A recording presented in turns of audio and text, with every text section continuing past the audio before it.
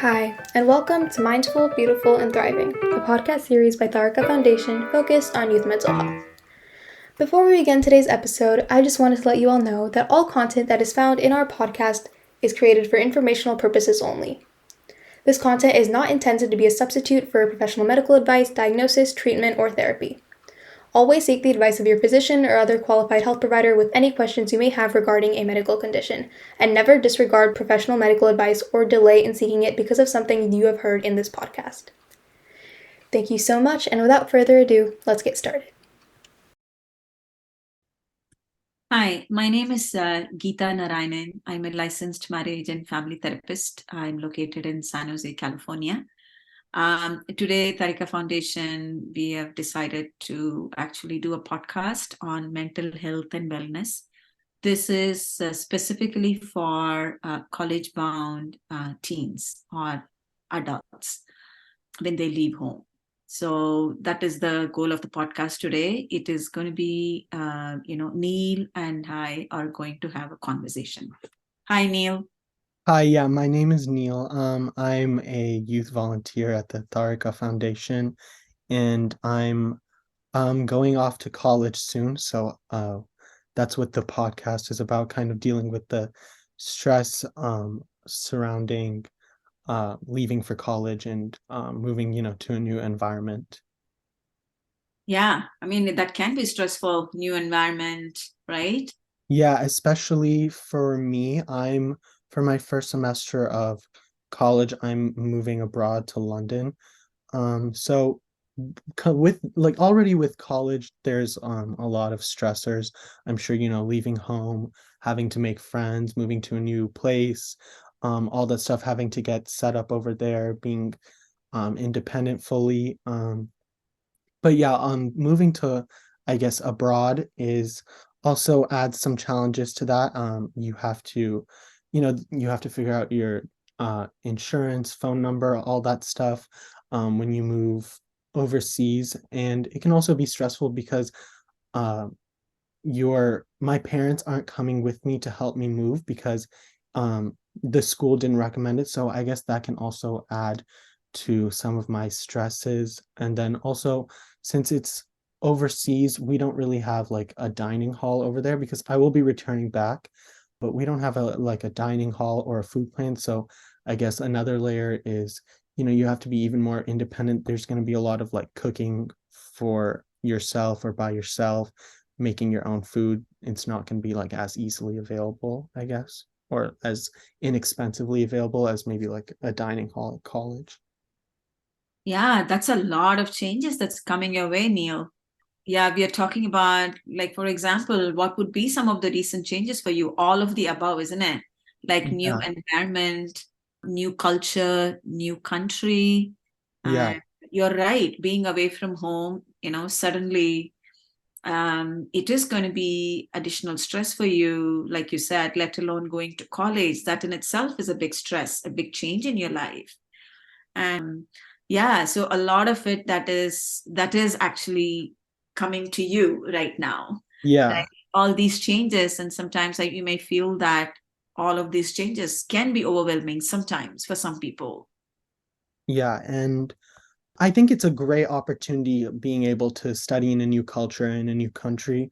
But yeah, it comes with a lot of stressors. You need to figure out kind of how to create some structure for yourself, create a plan for yourself when you get there, how you're going to be independent and what you're going to do, to kind of not be as stressed out. Like moving to college always comes with some stress, but to try and assimilate better into your new environment or your new culture, you have to come up with a plan. So that can also be stressful to do before you leave. Yeah, I'll also tell you something. You're absolutely right. This is a great opportunity, no doubt about it, isn't it? Because you're getting exposure to a completely Yeah, different environment. And it is exciting. And I'm also going to say that one of the things is like whatever we talked about, this new environment and new culture, all the new changes that's going to come at you all at once. The only thing I would say is to just mainly, you don't have to figure it out all at once, you know yeah, yes, and I think it's basically being very gentle on yourself, and also not to get, okay, I need to figure out all of this today. You don't need to figure out all of this now. I think giving yourself permission, okay, I'm going to take some time and give myself permission to figure this out this semester.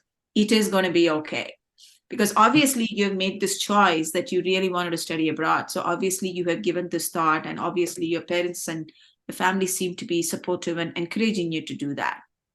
Yeah, it's definitely an amazing opportunity. I'm so thankful that I can, study abroad my first year. But yeah, you definitely don't have to figure everything out. You have so much time. Yeah. But you also, I know it's very important to be organized because there's a lot of stuff you have to do to prepare to leave. I guess if you're traveling internationally, Very true. Maybe if you need like a visa, you need to get that figured out. Then you need to get your insurance, your all that stuff. I know for me, my family knows how, like, I have a few relatives in London, so that can be also really helpful. Maybe finding someone that you may know that lives over there, just in case you may need some help. But not everybody has that, so that can also be an additional stressor.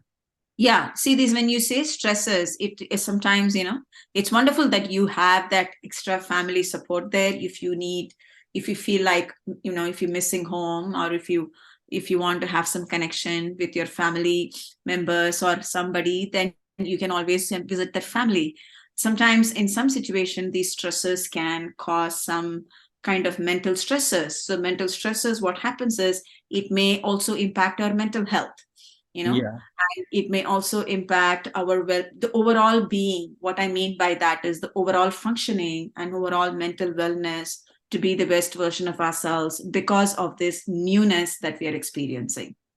Yes, and there's also like the stress to make all these new friends, to kind of reinvent yourself. If you like, maybe when you go to college, I know a lot of people get that feeling like they want to be somebody new, where many people don't know them yet, so they can develop new friendships and become a new person, really grow into who they are.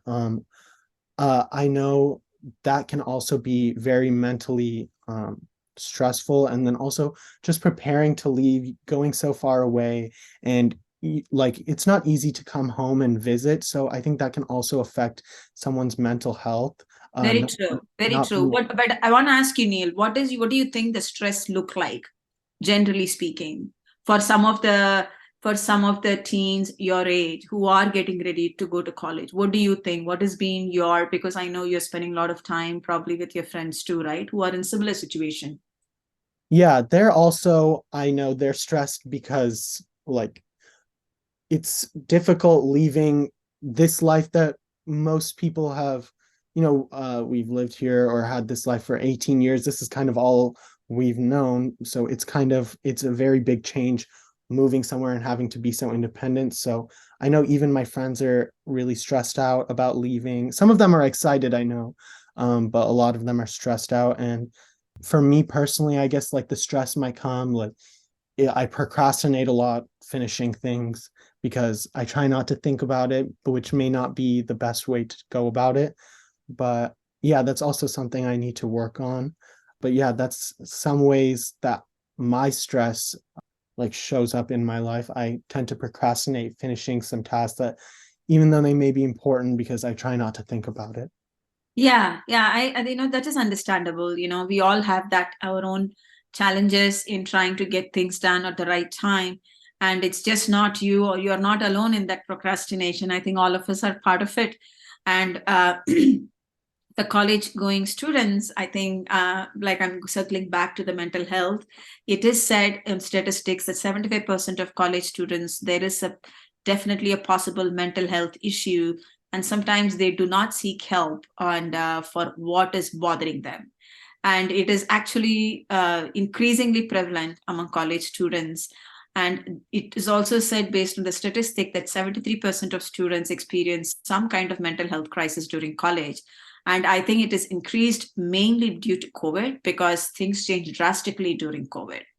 So, those are some of seems to be the statistics that I came across. But some of the things that you can do, or I think that the college kids can do during as and when the stressful environment gets stressful, is there is always, right, in campus counseling.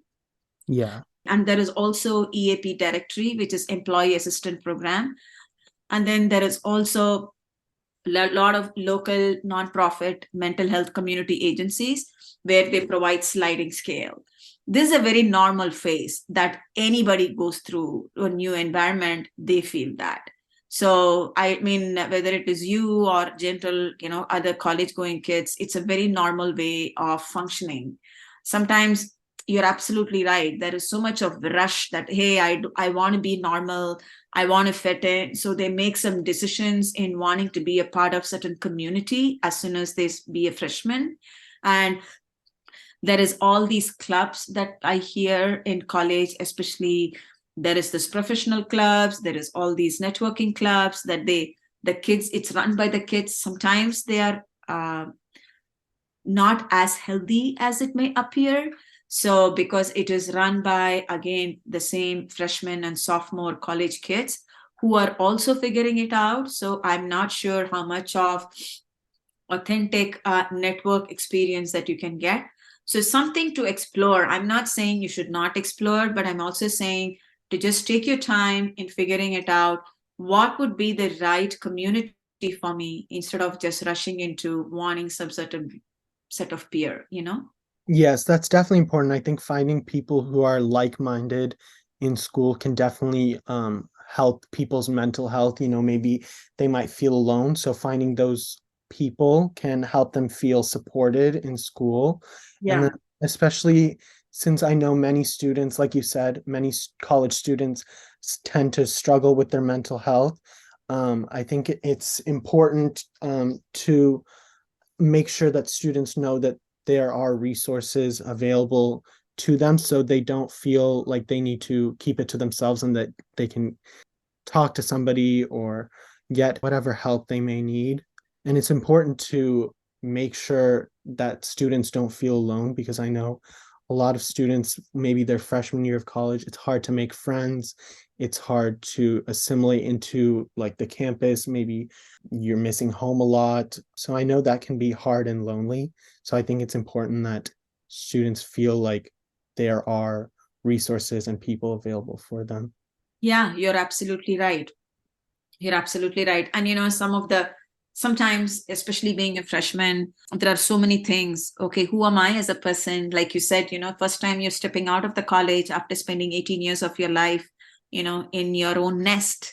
Like Yeah. your parents have protected you, given Yeah. you the safe environment. Now you're kind of sort of tiptoeing yourself to the real world, right? So Yeah. you're kind of testing the waters. So that's why I'm saying to just slowly ease into it. All of us were in your age. We all didn't know who we want to be at that age. So my only thing is to just explore and keep a lot of options.